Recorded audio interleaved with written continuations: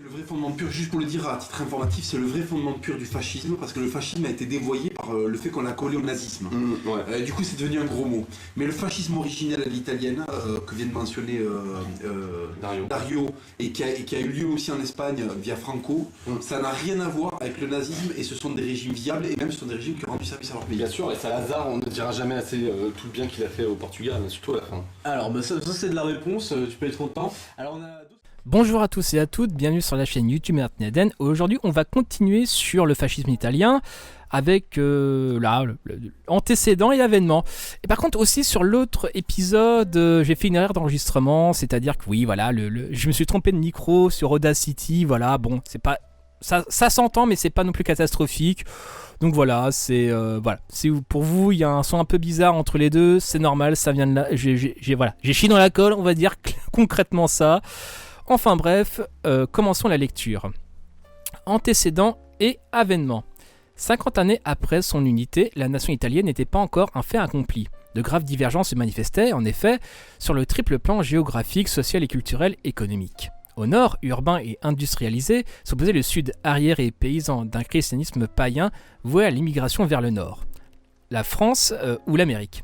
Une classe dirigeante cultivée et puissante, de gros propriétaires fonciers et d'industriels, régençait une masse d'ouvriers et de paysans pauvres et illettrés. Ces déséquilibres se traduisaient par une insuffisante démocratisation. Le droit de vote était accordé seulement en juin 1912 à tous les Italiens de 21 ans, sachant lire, et aux analphabètes de 30 ans.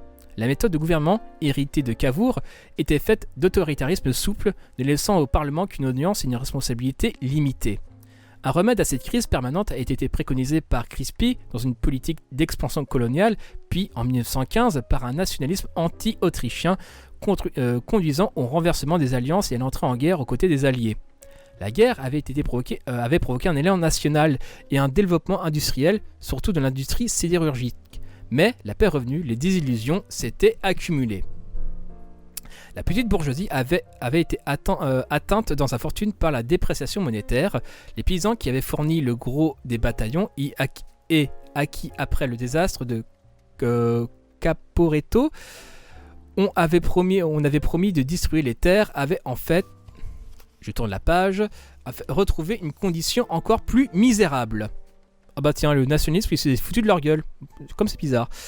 Une foule d'anciens combattants éprouvaient du mal à se procurer du travail, s'indignaient de l'argent gagné par les profiteurs du conflit, s'estimaient souvent déclassés par rapport à leur grade dans l'armée.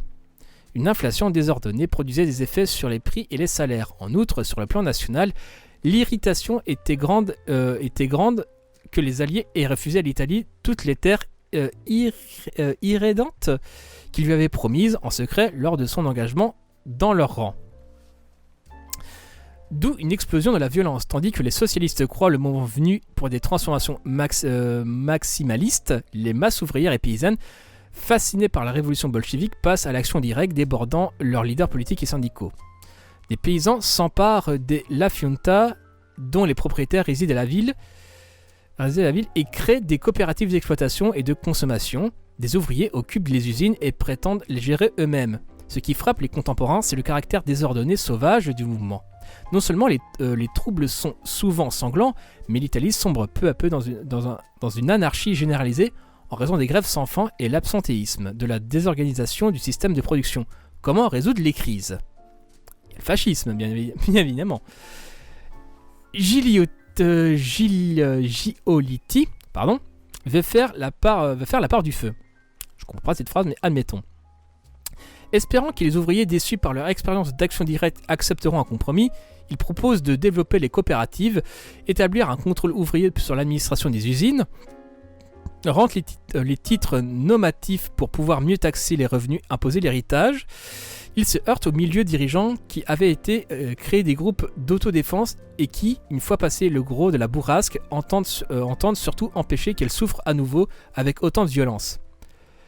D'Annunzio montre un autre chemin dans un dépassement du conflit par le nationalisme. Ce poète a toujours prôné le geste dangereux, méprisé la vie facile. À la tête de volontaires, il occupe Fiume, que les Alliés ne veulent pas céder à l'Italie. Il renouvelle ainsi l'Odyssée garibaldienne et il suscite un mouvement de ferveur unanime, recevant l'appui à la fois des conservateurs et des syndicalistes révolutionnaires. Ne veut-il pas un temps instaurer à Trieste une république communiste ?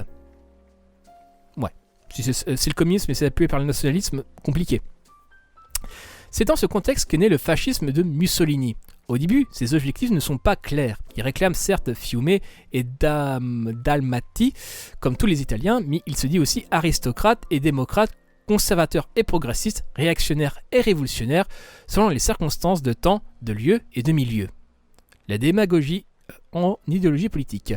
Puis il se présente comme le défenseur de l'ordre et des plus hautes valeurs de la patrie. Il intéresse alors les industriels et les agrariens qui commencent à le subventionner.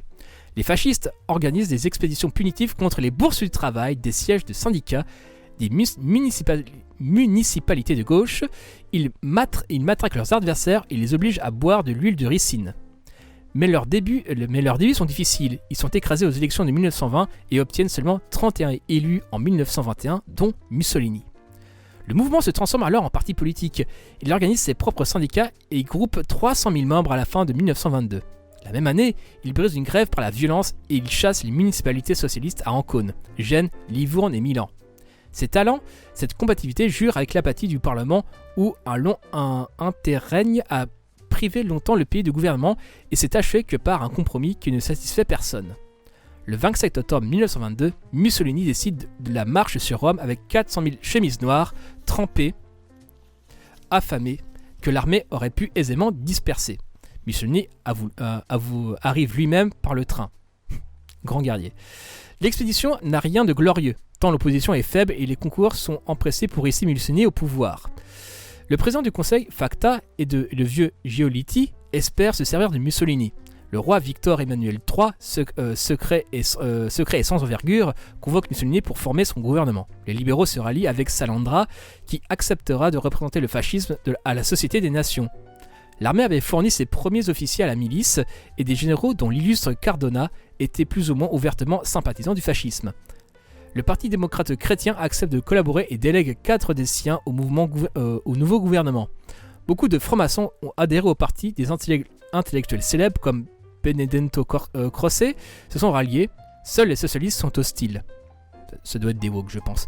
Mais ils ont commis de grandes maladresses, refusant d'abord de prendre le pouvoir, puis empêchant Gigliotti. Les prénoms italiens, ça m'énerve. Giolitti d'y revenir, contribuant ainsi à créer l'impasse. Le triomphe du fascisme ne résultait pas nécessairement de la crise italienne, mais d'un ensemble favorable de concours puissants, les classes dirigeantes et l'État, et des erreurs et des divisions de ses adversaires. Et toute ressemblance avec un contexte sur Internet actuel n'est pas purement fortuit, n'est-ce pas ? Donc voilà, c'est jeunesse et antécédents, c'est plutôt pas mal. Pardon encore pour la mauvaise prononciation des prénoms italiens, donc voilà, on fait ce qu'on peut. Puis si vous voulez commander le que sais-je, c'est encore mieux. Enfin bref, c'était Martin Eden en direct du Goulag, bisous à vous!